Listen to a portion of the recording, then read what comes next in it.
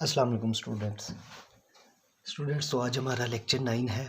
तो last time हमने capacitance के बारे में डिस्कस किया था, कैपेसिटर के बारे में डिस्कस किया था और इलेक्ट्रिक चार्ज, उसमें इलेक्ट्रिक स्टोर चार्ज कैसे स्टोर होता है उसके बारे में डिस्कस किया था। ठीक है, तो आज हम अपने टॉपिक को थोड़ा सा आगे बढ़ाते हुए कैपेसिटर के कनेक्शंस की बात करते हैं कि आया कि कैपेसिटर को सीरीज सर्किट में लगाया जाए तो कैपेसिटर का क्या बिहेवियर होता है, पैरेलल सर्किट में लगाया जाए तो कैपेसिटर का क्या बिहेवियर होता है। ठीक है, तो आज हम देखेंगे कैपेसिटर्स इन सीरीज। तो सबसे पहले पहचान करें कि सीरीज सर्किट कौन सा होता है। ठीक है, सीरीज सर्किट्स ध्यान से देखना ज़रा। ये एक मैंने सर्किट डायग्राम बनाई है, इसमें एक कैपेसिटर ये लगा हुआ है, एक कैपेसिटर ये लगा हुआ है। ये टोटल वोल्टेज है। हमेशा वोल्टेज प्लस वाली साइड से करंट निकलता है और माइनस वाली साइड पे वापस जाता है, ये याद रखना। तो ध्यान से देखें, यहाँ से करंट निकला, यहाँ से करंट निकला, यहाँ को गया, यहाँ को गया, यहाँ से वापस आ गया।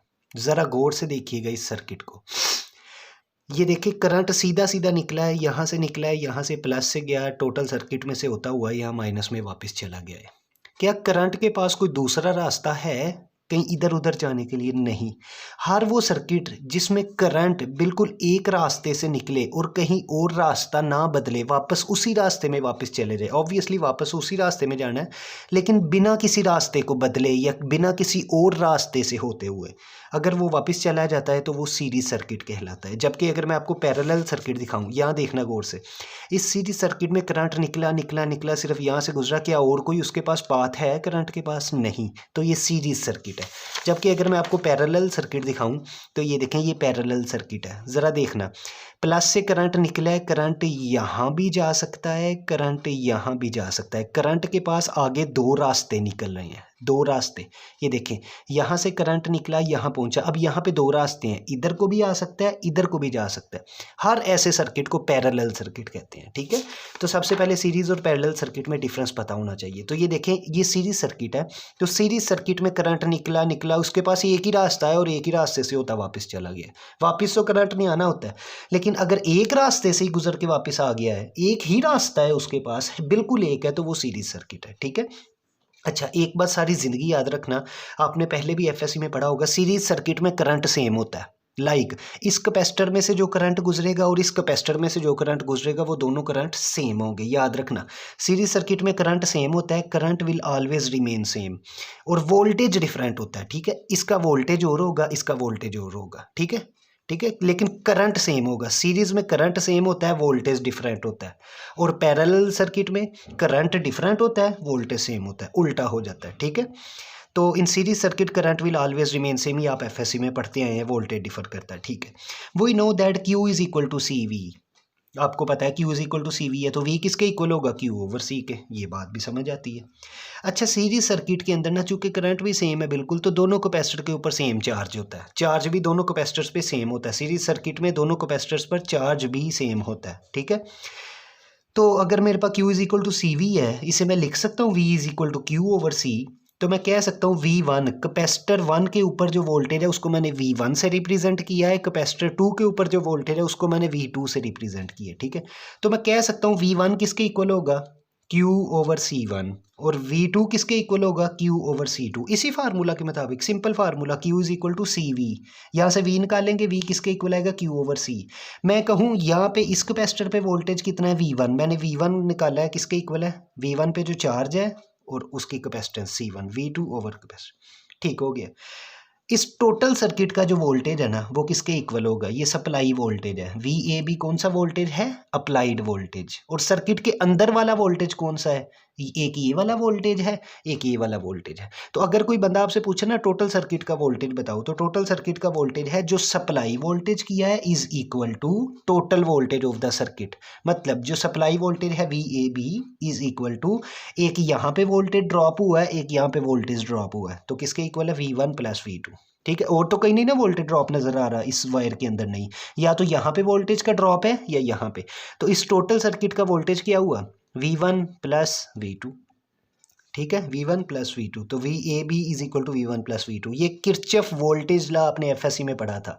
किरचॉफ का वोल्टेज लॉ कहता था जितना वोल्टेज अप्लाई करते हो सर्किट के अंदर भी उतना ही वोल्टेज रहता है। आसान अल्फाज में घर से 10 रुपये लेके निकले हो तो आपने 10 ही खर्चने हैं, 10 से ज़्यादा रास्ते में नहीं खर्च सकते। 5 आप इस दुकान पर खर्च लोगे, 5 आप इस दुकान पर खर्च लोगे। तो मैथमेटिक्स में इसको कैसे लिखेंगे? मैथमेटिक्स में इसको ऐसे लिखेंगे, घर से कि जितने पैसे लेके निकले हो which is VAB is equal to उतने ही रास्ते में खर्चोगे V1 plus V2। Obviously 3 plus 7 होगा, या 6 प्लस 4 होगा, या 5 प्लस 5 होगा, या 2 प्लस 8 होगा तो वो 10 ही ना, ठीक है ना। तो अगर 10 लेके निकले हो तो VAB किसके इक्वल हुआ? V1 plus V2। लिखा मैंने V1 प्लस V2, ठीक है जी। ये सीरीज सर्किट में ऐसे होता है, ठीक है। तो VAB is equal to V1 आपने कहा Q ओवर C1 है, ठीक है। V2 आपने कहा Q ओवर C2 है, समझ आ गई। चूंकि चार्ज सेम है तो चार्ज को मैंने कॉमन ले लिया है, तो क्या बचा 1 over C1 plus 1 over C2। ये चार्ज है, इस चार्ज को मैं यहाँ पे ला के डिवाइड करवा देता हूँ, तो क्या बना VAB over charge is equal to 1 over C1 plus 1 over C2। ठीक हो गया, समझ आ गई। इसी इक्वेशन को मैंने यहाँ पे दोबारा लिखा है, इसी इक्वेशन को। अब आपको ये तो पता है कि VAB किसके इक्वल है? वो टोटल वोल्टेज के इक्वल है, ठीक है। चार्ज किसके इक्वल है? चार्ज है, दोनों कैपेसिटर्स पे चार्ज सेम है। हमें पता है Q किसके इक्वल होता है? CV के। Q is equal to CV both use होगा, ठीक है। अब यहाँ से अगर मैं V निकालना चाहूँ तो V किसके इक्वल होगा? Q ओवर C के। ले जी, अब यहाँ पे ज़रा गौर से देखना। अगर यहाँ पे वोल्टेज मैं टोटल वोल्टेज रखता हूँ तो ऑब्वियसली जो यहाँ पे कैपेसिटेंस आएगी वो भी टोटल कैपेसिटेंस आएगी। क्यों? क्योंकि वोल्टेज टोटल रखा है। जब यहाँ टोटल वोल्टेज रखा है तो कैपेसिटेंस भी टोटल आएगी। तो यहाँ पे टोटल कैपेसिटेंस को मैंने इक्विवेलेंट कैपेसिटेंस के नाम से EQU मतलब इक्विवेलेंट कैपेसिटेंस। इक्विवेलेंट कैपेसिटेंस किसको कहते हैं? Total capacitance. सारी कैपेसिटेंस, पूरे सर्किट में जितनी कैपेसिटेंस लगी हुई है ना, उस सारी को क्या कहते हैं? इक्विवेलेंट कैपेसिटेंस या टोटल कैपेसिटेंस, ठीक है। तो देखें ज़रा, अगर यहाँ वोल्टेज मैं टोटल रख रहा हूँ तो कैपेसिटेंस भी टोटल आएगी ना। तो वो टोटल कैपेसिटेंस को मैंने किसके इक्वल रख दिया है? मतलब क्या कह दिया? CEQU, मतलब C इक्विवेलेंट। ठीक हो गया। टोटल, C टोटल भी दुनिया लिखती है, C इक्विवेलेंट भी दुनिया लिखती है। EQU is a representation of equivalent, ठीक है। ठीक है, तो ये चार्ज चूंकि सेम है, सीरीज में चार्ज सेम होता है तो चार्ज को चार्ज ही लिखा। ठीक हो गया, ये बात भी समझ आ गई। ठीक है, तो मैंने इसी इक्वेशन, अच्छा ये CEQ को यहाँ लिख दूँ तो कोई मसला तो नहीं है। ये CEQ यहाँ आ जाएगा, VAB यहाँ, तो CEQ किसके इक्वल आएगा? Q over VAB। अगर इसको मैं उल्टा कर दूँ तो क्या बनेगा? VAB ऊपर चल जाएगा, Q नीचे आ जाएगा, तो ये किसके इक्वल हो जाएगा? 1 ओवर C इक्विवेलेंट के। तो ज़रा गौर से देखें इक्वेशन 1 को। यहाँ क्या लिखा है? VAB over Q। ये क्या है? VAB over Q। तो VAB ओवर Q किसके इक्वल है? 1 ओवर C इक्विवेलेंट। तो यहाँ क्या पुट कर दिया? 1 ओवर C इक्विवेलेंट।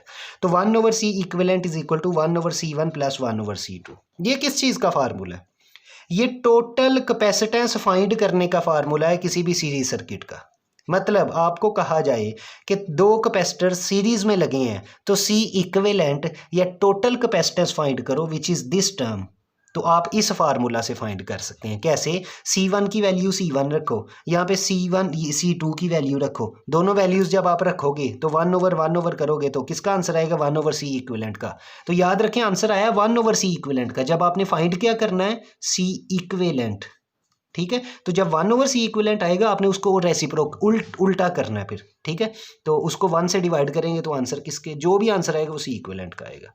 ठीक है, तो C इक्विवेलेंट फाइंड करना है। 1 over C1 plus 1 over C2। आप C1 की वैल्यू पुट करो, C2 की वैल्यू पुट करो, जो भी आंसर आएगा उसका 1 ओवर C इक्विवेलेंट है तो C इक्विवेलेंट किसके इक्वल होगा? जो भी आंसर आएगा 1 ओवर जो भी आंसर आया होगा वो C इक्विवेलेंट के इक्वल आएगा। ठीक है, जस्ट पुट दी वैल्यूज। और ये चीज़ फाइंड करनी है आपने, ये चीज़ नहीं फाइंड करनी होती, 1 ओवर C इक्विवेलेंट नहीं फाइंड करना होता, आपने C इक्विवेलेंट फाइंड करना होता है। ठीक है, लेकिन फार्मूला उसका ये है 1 over C equivalent is equal to 1 over C1 plus 1 over C2। ठीक है, C1 की वैल्यू रखो, C2 की वैल्यू रखो, जो भी आंसर आएगा उसको 1 से डिवाइड करो तो C इक्विवेलेंट का आंसर आ जाएगा। ठीक हो गया ना। तो ये मुश्किल नहीं है, एक एग्जांपल भी अभी करवाऊंगा। तो ये फार्मूला किस चीज़ का है? ये टोटल कैपेसिटेंस फाइंड करने का फार्मूला है। फार्मूला टू कैलकुलेट टोटल और इक्विवेलेंट कैपेसिटेंस इन सीरीज सर्किट। मतलब अगर दो कैपेसिटर सीरीज में लगे हों और मैं कहूँ बताओ इसकी टोटल कैपेसिटेंस कितनी है, इक्विवेलेंट कैपेसिटेंस कितनी है, टोटल या इक्विवेलेंट एक ही चीज़ है, तो वो किसके इक्वल होगी? वो 1/c equivalent is equal to 1/c1 plus 1/c2। ये सीरीज में है। अब ट्राई करते हैं पैरेलल को। ठीक है, तो ये अब मैंने दो कैपेसिटर्स पैरेलल में लगाए हैं। तो मैंने बताया कि पैरेलल की पहचान क्या है कि करंट निकला यहाँ से निकला यहाँ से। अब करंट के बाद दो रास्ते हैं, वो इधर को भी आ सकता है, इधर को भी आ सकता है। आई समझ? ये पहचान है पैरेलल सर्किट की। ठीक है, ये देखे दो। अब पैरेलल की खूबसूरती क्या है? सीरीज में करंट सेम था, वोल्टेज डिफरेंट था। पैरेलल में उल्टा होता है, ऑब्वियसली उल्टा ही होगा। क्यों? करंट यहाँ से निकला, कुछ इधर को चला गया, कुछ इधर को चला गया, तो करंट डिफरेंट होगा यहाँ पे। याद रखें, पैरेलल में करंट डिफरेंट होता है, वोल्टेज सेम होता है। कैसे?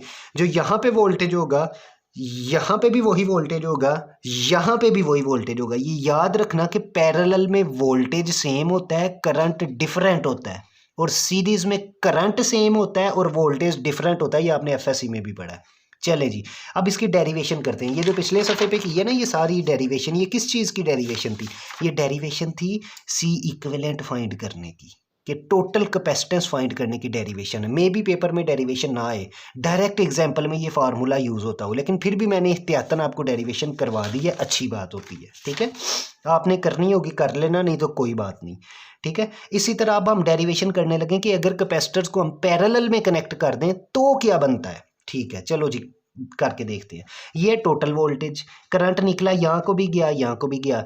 यहाँ पे जो कैपेसिटेंस है वो C1 है, यहाँ पे जो कैपेसिटेंस है वो C2 है, यहाँ पे जो वोल्टेज है वो V1 है, यहाँ पे जो वोल्टेज है वो V2 है। याद रखना ये दोनों वोल्टेज सेम है, और ये किसके इक्वल है? इसी वोल्टेज के। क्यों? क्योंकि पैरेलल में वोल्टेज क्या होते हैं? सेम होते हैं। ठीक हो गया।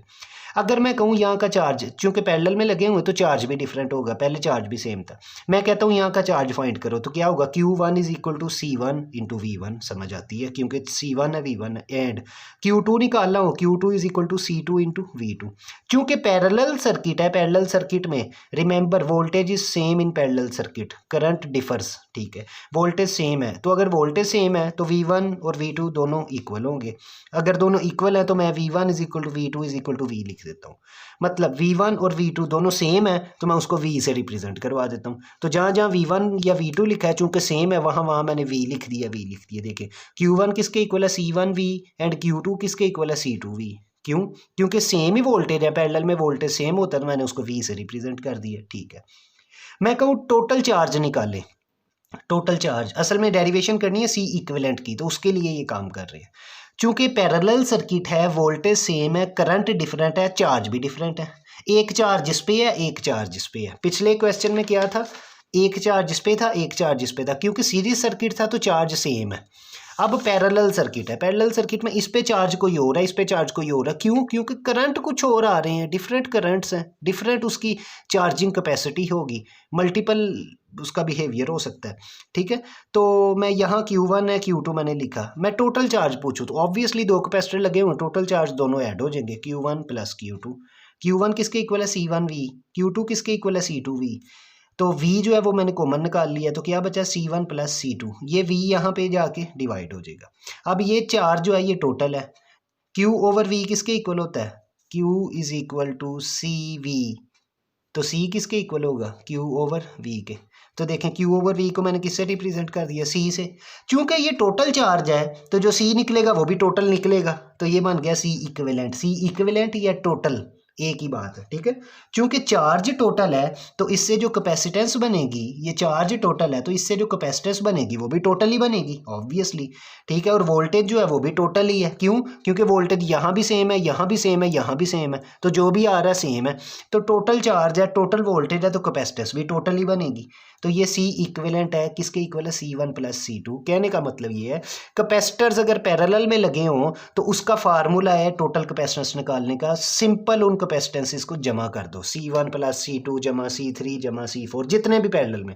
यहाँ अगर 6 कैपेसिटर्स पैरेलल में लगे होते हैं, मैं आपको कहूँ पैरेलल में लगे हैं, टोटल कैपेसिटेंस निकालो तो क्या करना है, 6 के 6 कैपेसिटर्स को आपस में क्या कर देना, ऐड। तो पैरेलल में कैपेसिटर्स का पैरेलल में फार्मूला आसान है, और कैपेसिटर को अगर सीरीज में लगा दे तो उसका ये वाला फार्मूला C इक्विवेलेंट का। C इक्विवेलेंट कहते हैं टोटल कैपेसिटर को।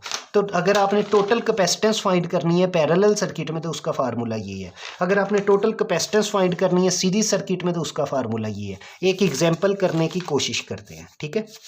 ले जी, आपके पास एक एग्जांपल आई है। एग्जांपल है, कहता है C1 की वैल्यू इतनी है, C2 की वैल्यू इतनी है, टोटल वोल्टेज है वो 18 वोल्ट है, ठीक है। कहता है फाइंड करें क्या, C equivalent total capacitance find करें, ठीक है। C इक्विवेलेंट फाइंड करेंगे। कहता है चार्ज फाइंड करें, ठीक है, चार्ज भी फाइंड करते हैं। कहता है V voltage for each capacitor in series and parallel. कहता है हर कैपेसिटर का अलग अलग वोल्टेज भी फाइंड करें, किसमें, सीरीज और पैरेलल में। तो कहता है पहले कनेक्शन को सीरीज करें फिर कनेक्शन को पैरेलल करें। तो क्या कुछ फाइंड करना है, C इक्विवेलेंट फाइंड करना है, चार्ज फाइंड करना है, V फाइंड करना है, कैपेसिटेंस गिवन है, वोल्टेज गिवन। चलें जी, सबसे पहले सीरीज में करते हैं। मैंने बनाया सीरीज की सर्किट डायग्राम, बन गई है, सीरीज ही है ना, दोनों कैपेसिटर सीरीज में लग गए हैं, ठीक हो गया। VAB इनपुट वोल्टेज 18 वोल्ट भी गिवन है। तो मैं कहता हूँ ये C1 कैपेसिटर है, ये C2 कैपेसिटर है, इस पे जो V1 वोल्टेज है, इस पे वोल्टेज कौन सा, V2 है, ठीक हो गया, ज़बरदस्त हो गया। सबसे पहले क्या फाइंड करना है, C इक्विवेलेंट। मुझे पता है कि जब कैपेसिटर सीरीज में लगे होते हैं तो C इक्विवेलेंट का क्या फार्मूला है, अभी आपने डिराइव किया है, 1/C equivalent is equal to 1/C1 plus 1/C2। C1 की वैल्यू गिवन है, C2 की value given, just put the value, C1 की जगह C1 की वैल्यू, C2 की जगह C2 की वैल्यू। 1/C इक्विवेलेंट का आंसर आएगा, जो भी आंसर आएगा उसको 1 से डिवाइड करेंगे तो C इक्विवेलेंट आपके पास 2 माइक्रोफैरेड आ जाएगा। कैलकुलेट करके घर में लाजमी देखना, इस एग्जाम्पल को लाजमी घर में करना। ले जी, C इक्विवेलेंट आ गया, एक चीज़ आ गई है। उसके बाद कहा उसने चार्ज फाइंड करो, चार्ज फाइंड कर लेते हैं। चूंकि सीरीज सर्किट है चार्ज सेम ही होगा, वैसे भी चार्ज का हमें फार्मूला पता है। चार्ज किसके इक्वल होता है, Q is equal to CV के इक्वल होता है। चूंकि चार्ज सेम है तो टोटल चार्ज भी सेम ही होगा, ऑब्वियसली सेम चार्ज है। तो C की जगह C इक्विवेलेंट रखो, ये देखें C इक्विवेलेंट आपके पास है। V की जगह टोटल वोल्टेज रखो। ज़रा गौर से देखें, अगर वोल्टेज मैं टोटल लिखता हूँ तो चार्ज भी मैं, कैपेसिटेंस भी मैं टोटल लिख रहा हूँ। ज़रा गौर से देख लें, वैसे भी सीरीज में चार्ज तो सेम है। गौर से देखें, अगर कैपेसिटेंस में इक्विवेलेंट ले रहा हूँ तो मैं वोल्टेज भी टोटल ले रहा हूँ। ये देखें टोटल वोल्टेज VAB है, VAB which is equal to 18 volt. तो टोटल वोल्टेज 18 रखा, इक्विवेलेंट आपने C इक्विवेलेंट निकाला 2, मल्टीप्लाई किया 36 माइक्रो कूलम, ये आपका चार्ज भी आ गया, ठीक हो गया।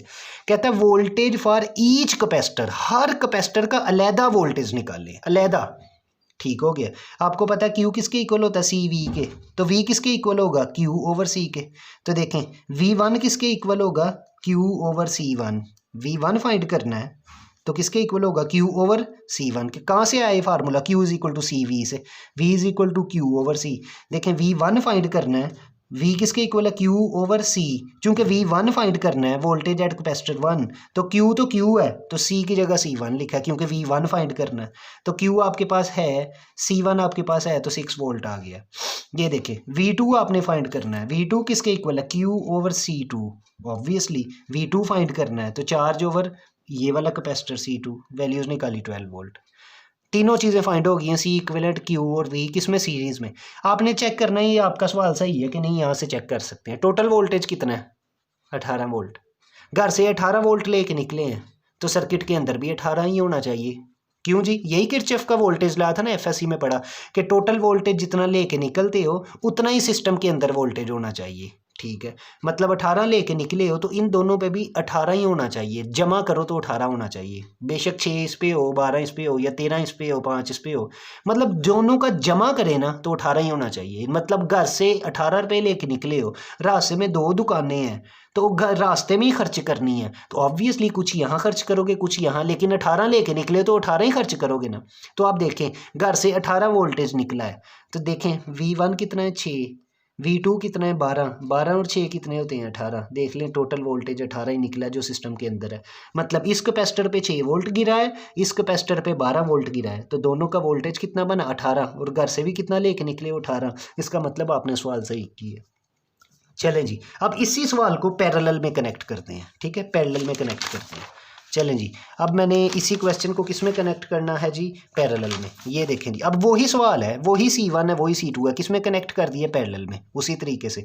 अब पैरेलल में याद रखने वाली बात क्या होती है, वोल्टेज सेम होता है, करंट डिफरेंट होता है, ये सच है बात, ठीक है। करंट चार्ज डिफरेंट है, करंट डिफरेंट है, जहाँ ठीक है, ये सच है बात, ठीक है।